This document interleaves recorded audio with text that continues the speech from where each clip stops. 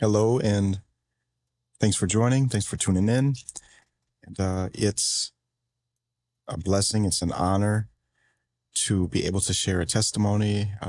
It's time. It's kind of how it built up to come to a point to be able to talk about it and to tell it. And do you believe that angels can manifest in human form? There's a couple places in the Bible, now that I think about it. One of the verses says, be careful, be careful who you talk to, because you could be entertaining an angel. There's angels in the spiritual realm all around us all the time, and they listen to us read the word, and they love to learn it, and they worship with us in the spirit. There's a story in the Bible about an angel manifesting. Also in Sodom and Gomorrah, there was angels that came into the city, right? Two angels that came into the city, if you read that story. I'm not going to give dates, times, places, names of the places that I worked at, because that's only right, that I would not do that. And that doesn't need to be talked about. So I had a job. I had landed a job, right? The job before the job that I ended up getting, I was having many problems because I don't like to say I'm chosen and this and that. I just want to be a soul winner. I want to be a fisher of men. And I'm not no better than anybody else. I just know that I need Jesus every day of my life. And I can't heal myself. And I can't preach and teach to somebody to try to tell them that they can heal themselves, because they can't. It's a personal bond with Jesus. It's an absolute personal relationship with Jesus Christ. And nevertheless, my job, it was a difficult time at that job, and I ended up having to leave that job, and I was out of employment for, I think, 4 months or 5 months. It was tough. Kind of ran out of money and stuff like that, but God always seemed to provide for me, and even for the ministry work that I was doing, He was even providing for that. And it was a long process, an orientation at this new job. And finally, one of the last days, I was able to go to a different place and do the last days of the orientation. And as I pulled up my first day at that next building, at that next place, I pulled up.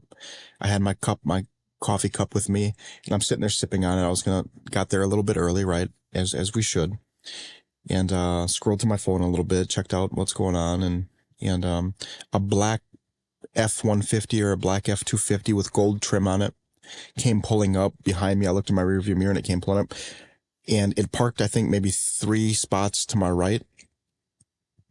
And yeah, I didn't think too much of it. It was time for me to get up and get out of my truck and go into this orientation. And as I got out, this other person I noticed got out too, out of his truck.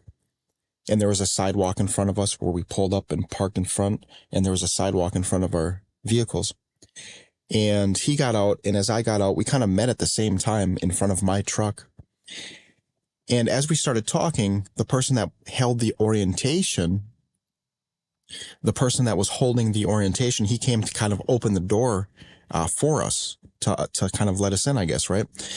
And we were talking in the midst of all of this happening. I was like, wow. I was like, I haven't seen you for 15, 20 years. I said, how have you been? I said, you work here? And he's like, yeah. And he's like, how have you been? And I said, yeah, I'm just starting my first day here. And this is my orientation, my first day of orientation here. And he goes, that's great, and as the person that was holding the orientations opened up the front door, which was about 15 feet kind of in front of us, down the sidewalk and on the front door of the building, right? The person that I knew about, I haven't seen him for 18 years or something like that. He goes and he says, he kind of comes closer to me and kind of shoulders up with me. And he looks to the person that was holding the orientation, that was holding the door open for us. And he goes, look, it's Lance. And I kind of felt embarrassed by that because I said, I don't know that guy. That this is my first time meeting this person that's holding the door, that's doing these orientations. And I said, that's very awkward. I said, I don't, that's so weird that you kind of said, hey, it's Lance, like I've known this guy for a long time, you know. But I said, hey, in my mind and my heart, I said, this has got to be God's favor or something, right? Because I'm always praying, and praying, you know. So I walk in, we both walk in into the vestibule, and then we walk into the second doors into the main office, right? And I continued talking to him. I had to sign in right at the front desk. I signed in. And the person that was holding the meetings, he kind of walked off into the conference room area. I didn't see him and that person speak, or him and that person that met me talk at all, really. I don't remember seeing that, but I was only speaking with him, the guy that I have not seen for 18 years that brought me in and introduced me, walked me in, right? And I said, well, how long have you worked here? Or I don't remember what he said, how long he worked there for, but I'm pretty sure I asked him that. But I said, well, what do you do here? And he said, I'm a lead. And he says, well, a lead is underneath the supervisor position, a team lead, right? And I said, that's awesome. Wow. You know, and I kind of talked to him. I said, all right, I'm going to go ahead and I'll see you. I said, I'll see you again, I'm sure. And I thought he walked off out of the doors, like into the production area, and walked off and went his own way. And I never thought about it. I didn't even question it for 6 months, at least 6 months. And throughout those 6 months, I would always try to remember his last name. I knew his first name. And I said, why is there like some kind of block that I cannot think of his last name for anything, for, you know, and I was like, why can't I think of his last name? And then after like 6 months, I ended up talking to a lead on a different shift, on a different shift, right? I spoke with the lead and I talked to him and I just started talking about that story, how I met my old friend in the front of the building before the orientation. And I said, I always wonder what shift that he worked. You know, he's a lead like you. He's a team lead just like you. And the team lead that I was speaking to at the present time, he said, well, what's his name? I can tell you what shift he's on and stuff like that. And I said, yeah, sure. And I knew his name was Josh because, you know, I knew his name, his first name when we used to be, you know, teenagers, and we used to hang out and we used to, you know, just all hang out, right? As a group of friends. And the team lead had access to all of the people in the company at all companies, at all buildings. And he typed up that person and all of the pictures came up with their name. And I scrolled through everything.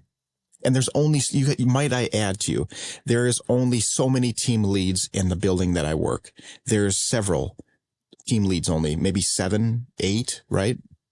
So I looked through all of the team leads and that name, and he was never there. He was never worked there. But that experience made me think and ponder of how great our God is, how great our Father is, and just the magnificent things that he can do. And then the stories come flooding in the Bible that we read about the angels manifesting and things like that. And it also reminds me, you know, shortly, I've shared this testimony before, but